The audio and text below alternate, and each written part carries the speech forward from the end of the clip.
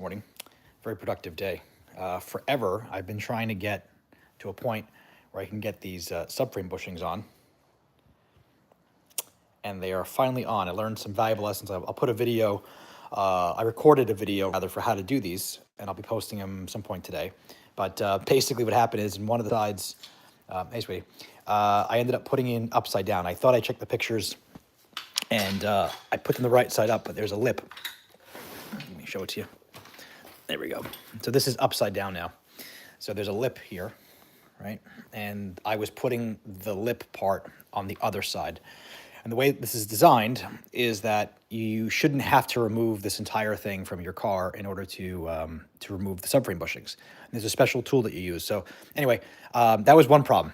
I realized that later. The other problem I was having was these orientation lines. See, these are supposed to go somewhat straight.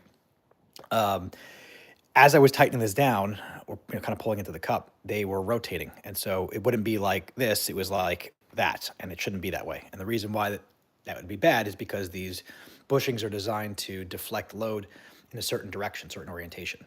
And so if they're really far off, they're gonna fail prematurely. So I can't have that.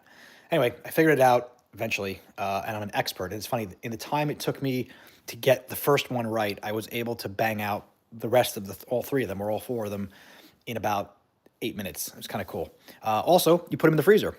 When you are ready to put these back in, throw them in the freezer. They actually shrink in size a little bit. Throw some silicone spray on the outside of it, and it almost slips right in. I was able to stand on one and get it halfway in without having to do much, so it's kind of cool. So next part is getting the differential bushings, and they're in the freezer right now. And I've got a solid front differential bushing to put in, but I'm going to wait until I get that welded first. So what that means is this is a common weak point because there's no reinforcement here. So I'm going to have this welded on with another piece of aluminum to make this even stronger. I wish I knew how to do aluminum welding myself, but I'm going to have that outsourced. That's it for the update. Is that really the update? Yeah, I guess I could show you this. My garage is a mess. Oh, I got the old shocks off. There was a washer on there that I had to get off to rebuild the new ones. I'll show you what those look like in a second here. Actually, I did a lot. I forgot. So the rear shock assemblies are all put together. I'm excited about that. And I finished rebuilding the rear the axles. I had made a mistake. I made a video. I am in the process of editing it on how to rebuild these. And the mistake I made was I forgot to fill one of these that I was recording with grease. So I had to take these clamps off, use a syringe that I bought. These are some of the syringes.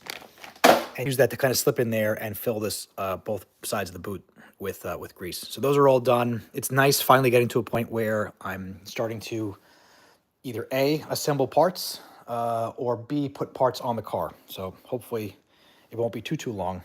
There's an event in April that I want to get to. And as of this recording, it's Thanksgiving. And I want to be able to make this thing drivable by the time I get to that point. So we'll see what happens.